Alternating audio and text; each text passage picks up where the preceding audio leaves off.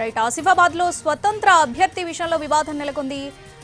BRS అభ్యర్థిపై స్వతంత్ర అభ్యర్థి గెలిచారు. స్వతంత్ర అభ్యర్థిని తీసుకెళ్లేందుకు కాంగ్రెస్ నేతలు ప్రయత్నిస్తున్నారు. దానికి సంబంధించినటువంటి బ్రేకింగ్ న్యూస్ చూస్తున్నాం. దీంతో బీఆర్ఎస్ నేతలు అడ్డుకుంటున్నటువంటి పరిస్థితి కనిపిస్తుంది. ఆసిఫాబాద్ లో ఉద్రిక్తత చోటు చేసుకుంది. స్వతంత్ర అభ్యర్థి విషయంలో వివాదం చెలరేగింది. కాంగ్రెస్ బీఆర్ఎస్ మధ్య ఘర్షణ వాతావరణం నెలకొంది. బీఆర్ఎస్ అభ్యర్థిపై స్వతంత్ర అభ్యర్థి గెలిచారు. స్వతంత్ర అభ్యర్థిని తీసుకెళ్లేందుకు కాంగ్రెస్ నేతలు ప్రయత్నించారు. వారిని బీఆర్ఎస్ నేతలు అడ్డుకుంటున్నారు.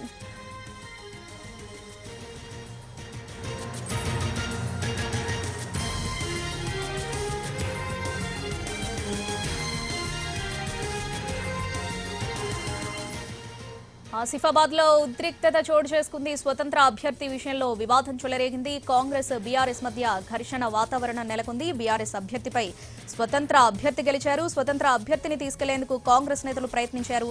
దీంతో వారిని బీఆర్ఎస్ నేతలు అడ్డుకున్నారు.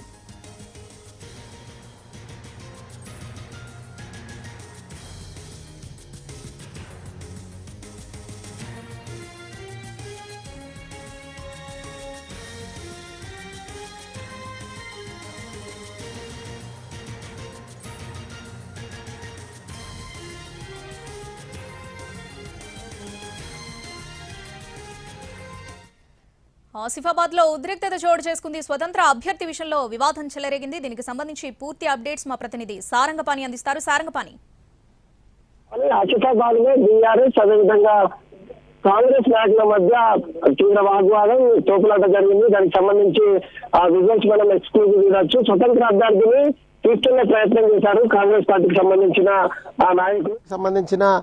నాయకులు. దీంతో బీఆర్ఎస్ నాయకులు అడ్డుకోవడం జరిగింది. ఇక్కడ పోటాపోటీగా స్థానాలు వచ్చాయి. అయితే ఎవరికి ఫుల్ ఫ్లెడ్జ్ స్థానాలు రాకపోవడం మూలంగా ఎవరైతే స్వతంత్ర అభ్యర్థిని కిడ్నాప్ చేసేందుకు యత్నించారు. ఆసిఫాబాద్ మున్సిపాలిటీలోని 1వ వార్డులో స్వతంత్ర అభ్యర్థి 78 ఓట్ల వినోద్ 78 ఓట్ల తేడాతో బీఆర్ఎస్ పైన విజయం సాధించారు. అయితే ఫలితాల అనంతరం ఈ అభ్యర్థిని ఆటోలో ఎక్కించుకునే ప్రయత్నం చేసింది కాంగ్రెస్ పార్టీ నాయకులు. ఇది తెలుసుకున్న బీఆర్ఎస్ నాయకులు ఆటోను కాంగ్రెస్ నాయకులను అడ్డుకోవడంతో రెండు పార్టీల మధ్య తీవ్ర వాగ్వాదం చోటు చేసుకుంది. ఈ క్రమంలోనే స్వతంత్ర అభ్యర్థి అక్కడి నుంచి వెళ్ళి పారిపోయారు.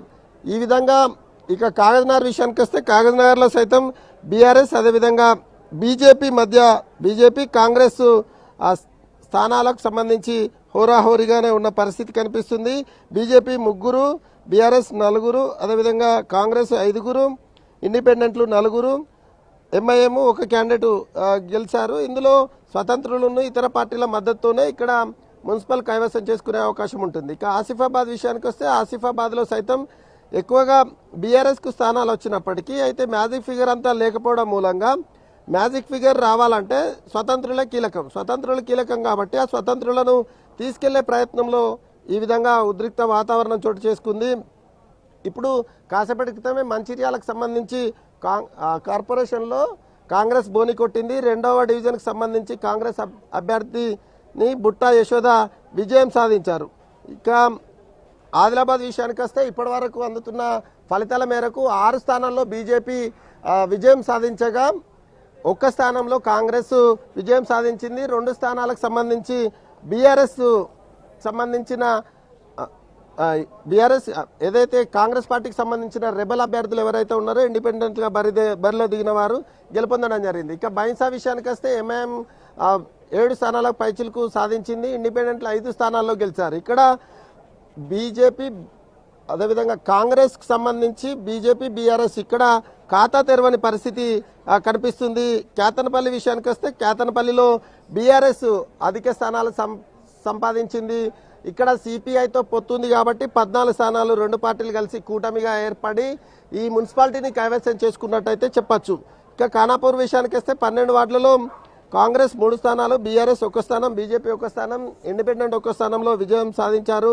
ఆసిఫాబాద్లో 20 వార్డులకు సంబంధించి బీఆర్ఎస్ అధిక స్థానాలు సాధించింది. 9 వార్డులలో గెలిచింది. కాంగ్రెస్ 7, ఇండిపెండెంట్ 4 స్థానాలు గెలిచిన నేపథ్యంలో ఇండిపెండెంట్లు 4 గనక కాంగ్రెస్ పార్టీ తమ వైపు తిప్పుకుంటే వీళ్ళు మున్సిపాలిటీని కైవసం చేసుకునే అవకాశం ఉంటుంది. కానీ ఇండిపెండెంట్ అభ్యర్థిని తరలించే క్రమంలో బీఆర్ఎస్ నేతలు అడ్డుకోవడం ఉద్రిక్త పరిస్థితులకు దారితీసింది. ఇక బైన్సా విషయానికి వస్తే 26 స్థానాల్లో 13 స్థానాలకు సంబంధించిన ఫలితాలు వచ్చాయి. ఇక్కడ ఎంఐఎం 8 స్థానాలు, ఇండిపెండెంట్లు 5 స్థానాలు గెలిచారు. ఇక నిర్మల్ విషయానికి వస్తే 42 స్థానాలకు సంబంధించిన వార్డుల్లో 19 ఫలితాలు వచ్చాయి. కాంగ్రెస్ 9, బీఆర్ఎస్ 3, బీజేపీ 4 స్థానాలు వచ్చినట్టుగా తెలుస్తుంది. ఈ విధంగా చూసుకుంటే ఎక్కడైనా ఏ పార్టీకి క్లియర్ మెజార్టీ వచ్చే అవకాశం అయితే కనిపిస్తలేదు. ఒక కేతనపల్లిలో మాత్రమే ఇప్పటికీ బీఆర్ఎస్ సిపిఐ కూటమికి సంబంధించి అంటే రాష్ట్రంలోనే ఎక్కడా లేని విధంగా బీఆర్ఎస్ సిపిఐ కలిసి ఇక్కడ పోటీ చేసిన నేపథ్యంలో కాంగ్రెస్ కంటే ఈ రెండు పార్టీలకు కలిపి అధిక స్థానాలు వచ్చాయి కాబట్టి ఆ మున్సిపల్ని కైవసం చేసుకునే అవకాశం ఉంటుంది. ఇక బీజేపీ బెల్లంపల్లిలో కాంగ్రెస్ క్లియర్ మెజార్టీ వచ్చే అవకాశం కనిపిస్తుంది. మరోవైపు మంచిర్యాలలో సైతం ఇప్పటి వరకు అందుతున్న ఫలితాల మేరకు కాంగ్రెస్ పార్టీకి సంబంధించిన అభ్యర్థులు ముందంజలో ఉన్నారు. మరో 2 ఫలితాలు రావాల్సి ఉంది. ఇక చెన్నూరులో దాదాపు కాంగ్రెస్ పార్టీ కైవసం చేసుకునే అవకాశం అయితే కనిపిస్తుంది. ఓవరాల్గా ఆదిలాబాద్ ఉమ్మడి జిల్లాలో మిశ్రమ ఫలితాలు వచ్చే అవకాశం అయితే కనిపిస్తుంది. శ్రావణి.